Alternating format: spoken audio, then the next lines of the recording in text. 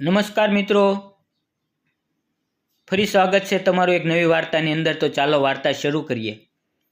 મિત્રો, મારું નામ ભૂમિકા છે. હું હજી અભ્યાસ કરું છું અને મારી ઉંમર લગભગ 22 વર્ષની હશે. અમારા ગામના એક ખૂણે એક જૂનો મોટો બંગલો છે, જે પહેલાં મારા કાકાનું ભવ્ય નિવાસસ્થાન હતું. પણ હવે તેનું ઘર આખા ગામમાં ગંદા ઘર તરીકે ઓળખાવા લાગ્યું છે, કારણ કે ત્યાં ગામની બીમાર મહિલાઓ તેમાં જાય છે અને 7 દિવસ પછી ત્યાંથી સારી થઈને બહાર આવે છે. પણ કોઈ પૂછતું નથી કે અંદર શું થાય છે. કોઈ કહેતું નથી કે તે લેડીઝ સાચી રીતે સારવાર લે છે કે નહીં. બસ મારા કાકા કહે છે તેનો આ ઈલાજ છે, પણ થોડીક અલગ રીતનો. અને સ્ત્રીઓ પણ ચૂપચાપ માની લે છે. એક રાત્રે મને ખૂબ જ તાવ આવ્યો. મારું આખું શરીર ધગધગતું હતું. ઘરમાં બધા ઊંઘી ગયા હતા. હું ધીમે ધીમે ઊભી થઈ અને કાકાજીના બંગલા તરફ ચાલવા લાગી. મારા દિલમાં એક તરફ ડર હતો અને બીજી તરફ એવી આશા કે કદાચ હું પણ સારી થઈ જઈશ. જ્યારે હું એ રૂમ સુધી પહોંચી ત્યારે દરવાજો થોડો ખુલ્લો હતો. અંદર અંધારું હતું, મને કશું દેખાતું નહોતું. પણ એક તીવ્ર વાસ આવી રહી હતી, જેમાં કોઈ જૂની દવાઓ, ઔષધિઓ, લોહી અથવા કાટ લાગેલા સાધનો પડ્યા હોય એવી મિશ્ર વાસ હતી. પણ એ વાસ પાછળ એક અજાણ્યા ભાવથી ભરેલી લાગણી પણ છુપાઈ હતી. મેં ધીમે ધીમે મારો પગ અંદર મૂક્યો અને તે ક્ષણે મેં જોયું કે દિવાલ પર ગભરાઈ ગયેલા પડછાયા ફરતા હતા. ત્યારે અચાનક એક અવાજ આવ્યો, દીકરી, હવે તો તું આવી ગઈ છે, તો અહીંયા શું થાય છે તેની હકીકત પણ જાણી લે.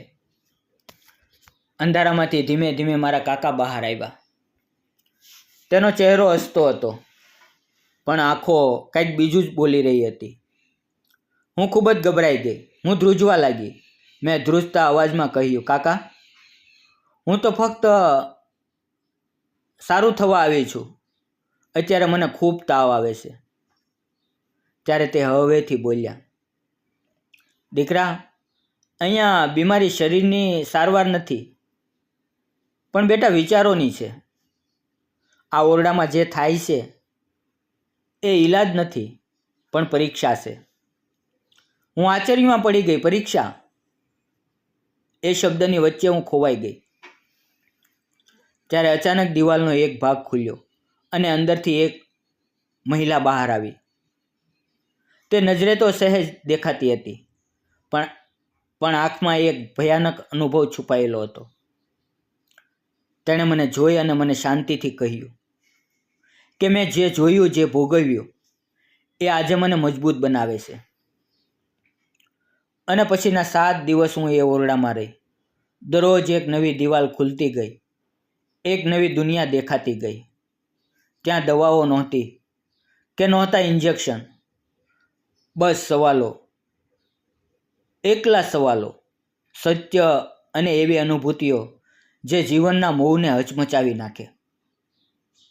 પણ 7મા દિવસે જ્યારે હું બહાર નીકળી ત્યારે લોકો હેરાન થયા. હું હસતી હતી, પણ મારી આંખો પહેલાં જેવી નહોતી.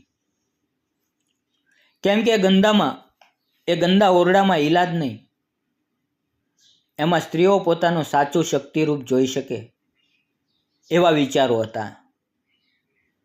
એ એક એવી પ્રક્રિયા હતી જેને શબ્દોથી નહીં, અનુભવથી સમજાવી શકાય. ગામમાં એ ઓરડો અને કાકાની ચર્ચા ચાલી રહી હતી. લોકો ચૂપચાપ તેની પાછળના રહસ્યને ગોતી રહ્યા હતા. પરંતુ કોઈએ કાંઈ પૂછ્યું નહીં કે એ ઓરડામાં થાય શું છે. ફક્ત એક જ માણસ હતો જે સત્ય જાણવા માટે અધીરો થઈ રહ્યો હતો, અને તેનું નામ હતું સંદીપ. મિત્રો, સંદીપ અમારી ગામની શાળામાં શિક્ષક હતો. તેની પોતાની નાની બહેન પણ થોડા મહિના પહેલાં એ ઓરડામાં ગઈ હતી અને ત્યાંથી પાછી આવી ત્યારથી ક્યારેય કાંઈ બોલી નહોતી અને તે બહુ શાંત અને અંદરથી ખોવાયેલી લાગતી હતી. સંદીપે ઘણીવાર તેને પૂછ્યું, તે ઓરડામાં તારી સાથે શું થયું હતું બહેન? પરંતુ એની બહેન હંમેશા તેને એક જ વાત કહેતી, તું નહીં સમજી શકે. સંદીપના મનમાં તો અંધારાથી અંદર એક અગ્નિ ઉછળી રહી હતી. પણ એક રાત્રે એ ચૂપચાપ ઘરેથી ચાચાજીના જૂના બંગલામાં ઘૂસી ગયો. આજે પણ ઓરડો પહેલાંની જેમ બંધ, ભયજનક અને અજાણ્યો લાગતો હતો. પરંતુ આ સમયે દરવાજો પૂરેપૂરો બંધ હતો. તેણે દરારમાંથી અંદર જોવાની કોશિશ કરી ત્યારે એને એ જૂની વાસ, એ જ ધૂંધળા છાયા અને એક નવી મહિલા અંદર બેઠી હતી. ત્યારે અચાનક કોઈએ તેના ખંભા પર હાથ મૂક્યો. સંદીપે પાછળ ફરીને જોયું ત્યારે કાકા સામે ઊભા હતા અને તે બોલ્યા, ભાઈ તું અહીંયા શા માટે આવ્યો છે? સંદીપ બોલ્યો, મારે જાણવું છે કે શું છે આ બધું અને ખરેખર સત્ય શું છે? કાકાએ તેને જોયો અને ધીમેથી બોલ્યા, તારે સત્ય જોવું છે તો અંદર આવી જા, પણ યાદ રાખ, અંદર આવ્યા પછી એ જ બહાર નીકળે છે જે પોતાના અંદરના અસત્યને મારી શકે. સંદીપ ધીમે ધીમે અંદર ગયો. અંધારાએ તેને ઘેરી લીધો. તેને દિવાલો બોલતી હોય એવું લાગ્યું. એમાં ક્યાંક તેના પોતાના જ વિચારો ગુંજી રહ્યા હોય એવું લાગ્યું. તેની ભટકેલી વિચાર શ્રેણીઓ, તેનો પોતાનો ગુસ્સો, તેને લિંગ અહંકાર, આ બધું નગ્ન થતું ગયું. ત્યારે અચાનક એક સ્ત્રીનો અવાજ સંભળાયો, ભાઈ તમે એમ સમજો છો કે અમે બીમાર છીએ? ના, બીમાર તો આ સમાજ છે જે અમારા દુઃખને, અમારા વિચારોને રોગ કહે છે. સંદીપ નચિત થઈ ગયો. પણ એ સ્ત્રી બીજી કોઈ નહોતી, પણ એની પોતાની બહેન હતી. પણ હવે તે ઓરડાની એક માર્ગદર્શિકા બની ગઈ હતી. તેણે વધારે કહ્યું, ભાઈ તું અહીં આવ્યો છે કેમ કે તું પણ બદલાવ ઈચ્છે છે અને તારે પણ સત્ય જોવું છે. પણ સત્ય જોવું સહેલું નથી. પણ જો ભાઈ જોઈ લીધું તો આંખો ફરી કદી બંધ નહીં થાય. હવે સંદીપે 7 દિવસ સુધી ત્યાં પોતાનો ઈલાજ કરાવ્યો, પોતાના વિચારોને બદલ્યા અને 7 દિવસ બાદ સંદીપ બહાર આવ્યો ત્યારે ગામ આખું ચોંકી ગયું. કારણ કે પહેલી વખત કોઈ પુરુષ એ ઓરડામાં ગયો અને એ ઓરડામાંથી જીવતો બહાર આવ્યો. હવે સંદીપની આંખો બધું કહી રહી હતી. હવે એ પહેલા જેવો નહોતો.